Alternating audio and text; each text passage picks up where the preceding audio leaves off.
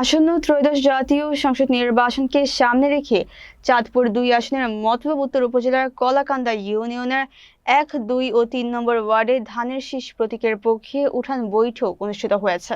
শুক্রবার বিকেলে কলাকান্দা ইউনিয়নের দশানী কেন্দ্রীয় কবরস্থান মাঠে কলাকান্দা ইউনিয়ন বিএনপি ও সহযোগী অঙ্গ সংগঠনের উদ্যোগে এ উঠান বৈঠক আয়োজন করা হয়। উঠান বৈঠকে প্রধান অতিথির বক্তব্য রাখেন ওহিদুল হাসান সরকার দীপু। কলাকান্দা ইউনিয়ন বিএনপির সভাপতি মোহাম্মদ মুকিবুল হোসেনের সভাপতিত্বে এবং ইউনিয়ন বিএনপির যুগ্ম সাধারণ সম্পাদক সলিমুল্লাহ সেলিমের সঞ্চালনায় বক্তব্য রাখেন বিএনপির সাবেক সহ সভাপতি আবুল কাশেম, কলাকান্দা ইউপির ভারপ্রাপ্ত চেয়ারম্যান মেহেদী হাসান, সাবেক ইউনিয়ন বিএনপির সাধারণ সম্পাদক মুজিবুর রহমান ব্যাপারী, ইউনিয়ন যুবদলের সভাপতি মহসিন ব্যাপারী, সাবেক আহ্বায়ক আল আমিন দেওয়ান, বিএনপি নেতা আনোয়ার সোয়াল সহ অন্যান্য নেতৃবৃন্দ।